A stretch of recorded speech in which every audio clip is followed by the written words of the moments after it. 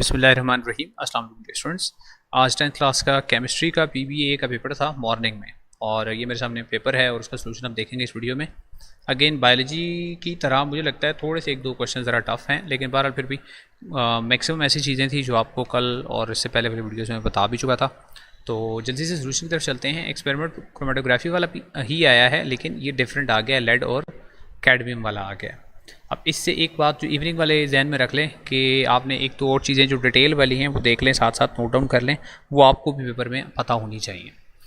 तो ये ब्रेडस था, why should a pencil be used instead of an ink pen to draw the base line. तो ये मैं इससे पहले 2-3 दफ़ा आपको बता चुका हूँ कि जो पेंसिल होती है ना वो सॉल्वेंट के अंदर डिज़ोल्व नहीं होती, और जो इंक पेन है ना उसकी जो इंक है ना वो डिज़ोल्व हो जाएगी और वो मूव अप कर जाएगी सॉल्वेंट के साथ, तो वो आपके रिजल्ट को जब वो अफेक्ट करेगी। तो आप बताएंगे कि पेंसिल कंटेन्स, पेंसिल किस चीज़, पेंसिल के अंदर क्या चीज़ होती है, graphite, contains graphite which is insoluble in the solvent, which is insoluble in the solvent, whereas ink का भी साथ ही बताएंगे, whereas ink is soluble and would travel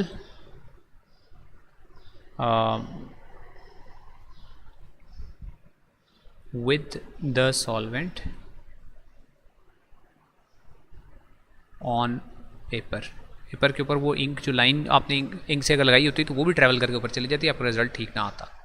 उसके बाद विच सॉल्वेंट और mixture of solvents should be used as a mobile phase. अब ये इसका मतलब है दोनों क्रोमेटोग्राफी के जो एक्सपेरिमेंट्स हैं उनमें आपको सॉल्वेंट्स पता होने चाहिए दोनों में।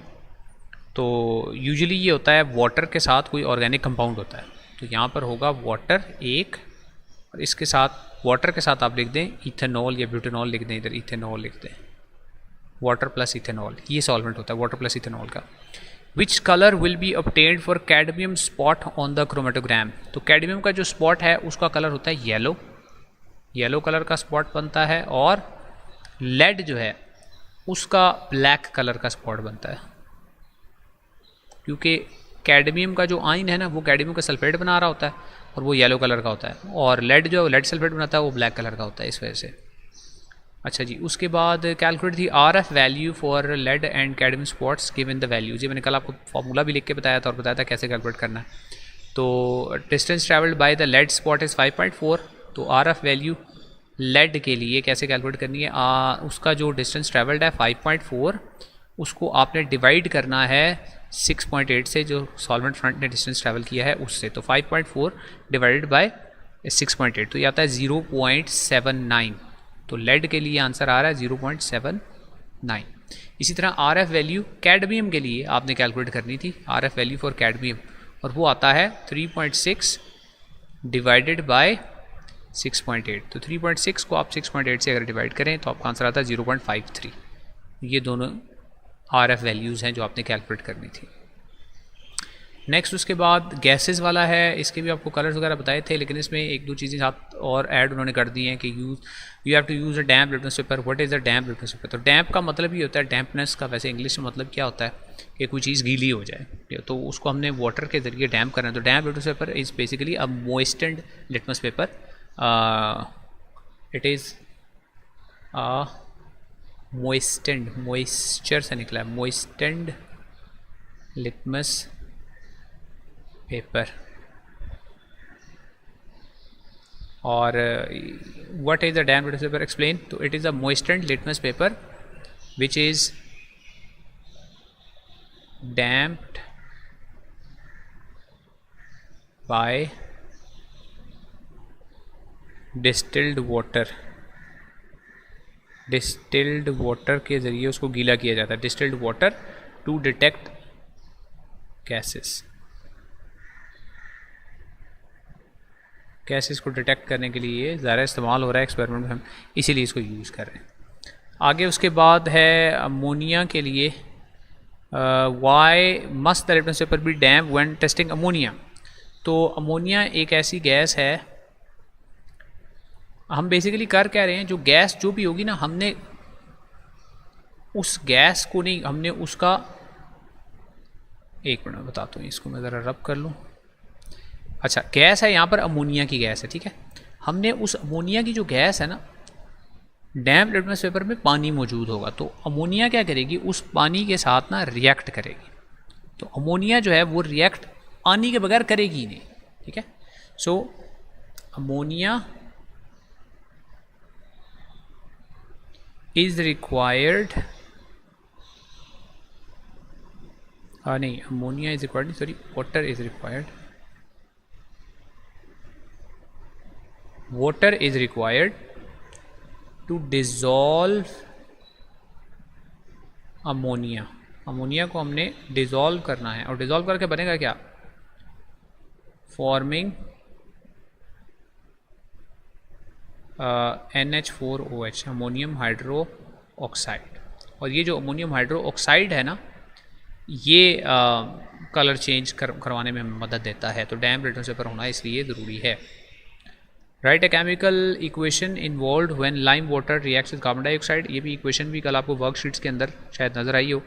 तो ये कैल्शियम हाइड्रोक्साइड है, CaOH होल ट्वाइस इसका फार्मूला होता है, इसके साथ रिएक्ट करता है CO2, तो ये हमें बना के देता है CaCO3 कैल्शियम कार्बोनेट, और साथ H2O। CaOH whole twice gives CO2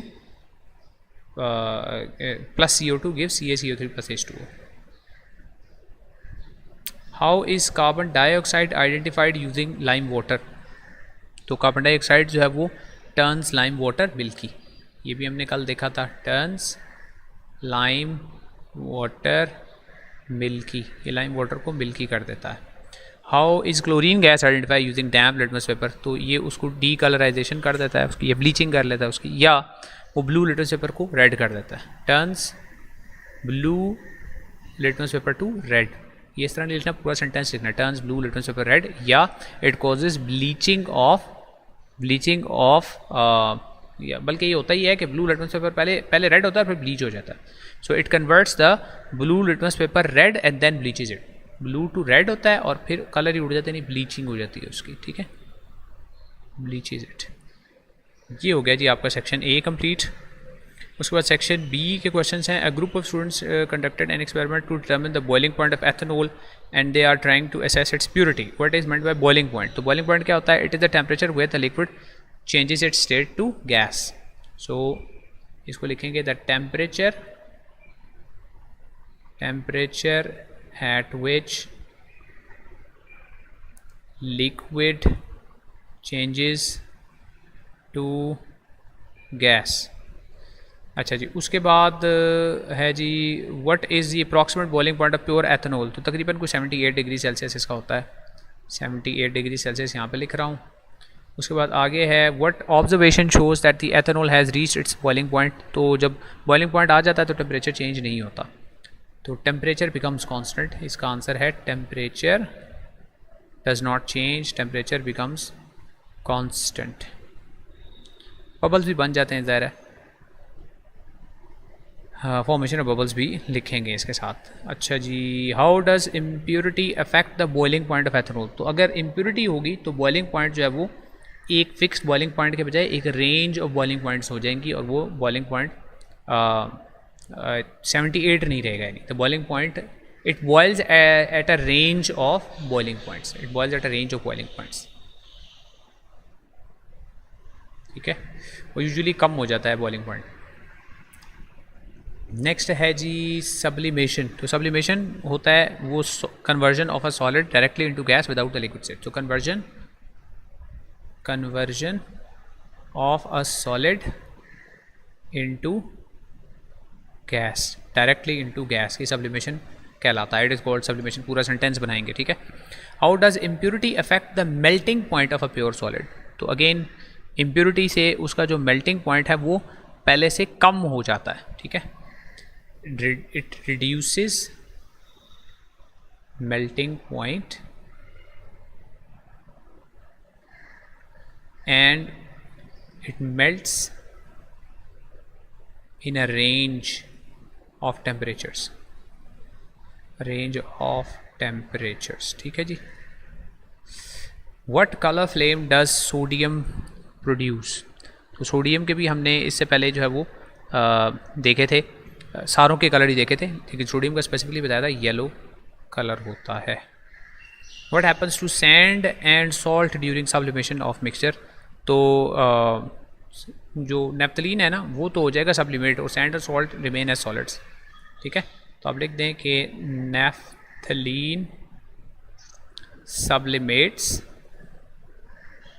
while sand and salt remain as solids, वो सॉलिड्स के तौर पे उधर ही रह जाएंगे। तो ये आपका हो गया जी सोल्यूशन।